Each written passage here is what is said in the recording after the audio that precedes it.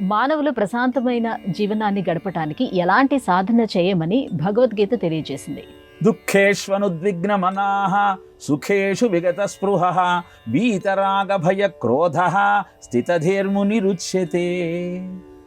మనకు ప్రశాంతత దెబ్బతినటానికి కారణం ఏమిటి అంటే కోపము, భయము.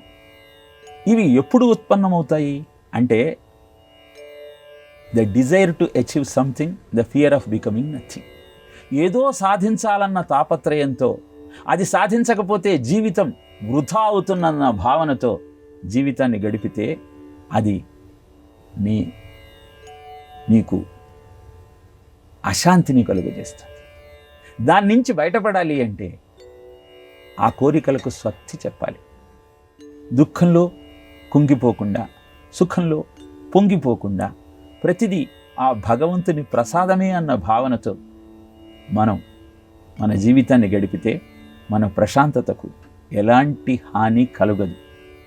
లేనివన్నింటినీ కావాలనుకుంటూ వాటి కోసం తాపత్రయపడేటువంటి ఆలోచన మనకు అశాంతిని కలుగజేస్తుంది. గద్ద ఒకటి ఒక చేపను నోటకరుచుకొని ఆకాశంలో వెళుతూ ఉంది. ఆ దృశ్యాన్ని చూసిన మిగతా గద్దలన్నీ ఆ చేపను చేజెక్కించుకోవాలని గద్ద వెంటపడ్డాయి. ఎంతటికి తనను వెంబడిస్తున్నటువంటి గద్దల నుంచి విముక్తి దొరకలేదన్న సత్యాన్ని గుర్తించిన ఆ గద్ద తన నోట్లో ఉన్న చేపను వదిలేసింది. వెంటనే వెంటాడుతున్నటువంటి మిగతా గ్రద్దలన్నీ ఆ చేప ముక్క వెంటపడ్డాయి. విముక్తి లభించింది ఆ విహంగానికి. ఈ కథ మనకు చెప్పేది ఏమిటి అంటే మన దగ్గర ఉన్నటువంటి, మనం కోరుకునేటువంటి సంపదలే మనకు ప్రతిబంధకంగా మారతాయి. అవసరానికి కావలసిన విత్తాన్ని ఆర్జించు.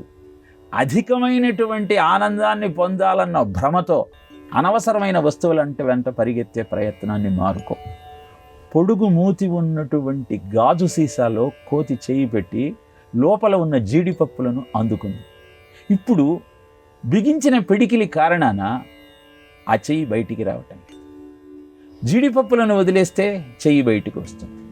అలా బాధ లేకుండా భవ్యమైన జీవితాన్ని అందుకోవాలి అంటే భగవద్గీత తెలియజేసిన సత్యము కుంగిపోకుండా, పొంగిపోకుండా జీవితాన్ని భగవదర్పణ భావంతో కొనసాగించే ప్రయత్నం చెయ్యి.